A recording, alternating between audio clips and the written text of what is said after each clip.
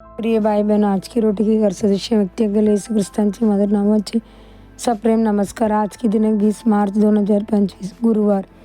आत्मा जीवन देतो, आत्मा जीवन देतो, शरीराचा काहीही उपयोग नाही। मी तुम्हाला सांगितलेल्या गोष्टी आत्मा आगेत आणि त्या जीवन आगेत। योगान 6 अध्याय 63 वचन। आत्मा जीवन देतो। जेव्हा पवित्र आत्मा आपल्या शरीरावर उतरतो तेव्हा तो आपल्या शरीरांचे दुर्बल आणि नुकसानग्रस्त भागांना जीवन प्रदान करतो। तो निष्क्रिय झालेल्या अवयव आणि इंद्रिये पुनरुज्जीवित करतो आणि त्यांना पूर्ववत करतो। एके दिवशी येशूला एका करोडिया हाताची माणसाची भेट झाली। येशूने त्याला आपला हात पुढे करण्यास सांगितले। जसा त्या माणसाने हात पुढे केला तसे देवाची आत्म्याची शक्ती त्याच्यावर उतरली आणि त्यांचा हात पूर्ववत बरा झाला। येशू पृथ्वीवर असताना त्याने 3 लोकांना मृत्यूतून परत जीवित केले। त्याने याईराची मुलीला जीवित करताना सांगितले, तलिता कुमी, मुली उठ। त्याने नाईनच्या विधवेची मुलाला जीवित करताना सांगितले, तरुणा, मी तुला सांगतो, उठ।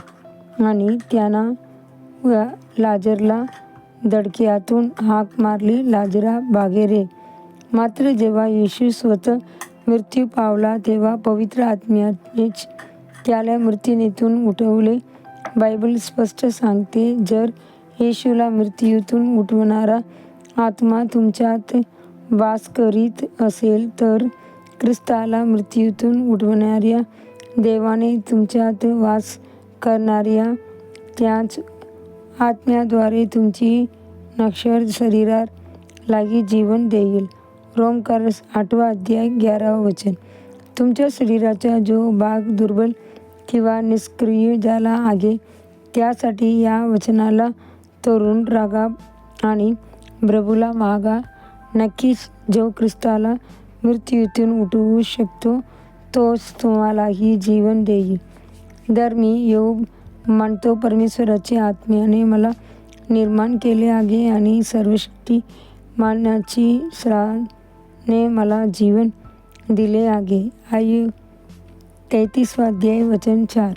पवित्र आत्मा माणसाला जीवन देतो। जेव्हा परमेश्वराने माणसाची नाकपुड्यामध्ये प्राणवायू फुंकला तेव्हाच तो सजीव प्राणी झाला। उत्पत्ती 2 अध्याय 7 वचन। हाच आत्मा जीवन देण्याचे सामर्थ्य ठेवतो। परमेश्वराने हे सत्य त्याची संदेष्ट एजेकिएल यामार्फत दाखवले। त्याने एजेकिएलला करोडिया मृत गाडांनी भरलेली दरी दाखवली आणि विचारले, मानवपुत्र, ही गाडे जीवित होऊ शकतील काय?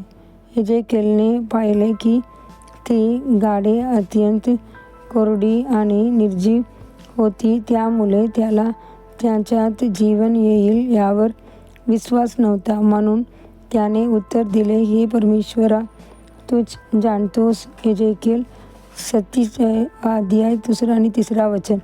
मग परमेश्वराने एजेकिएलला दाखवले की तो गाडामध्ये कसा प्राण फुंकेल।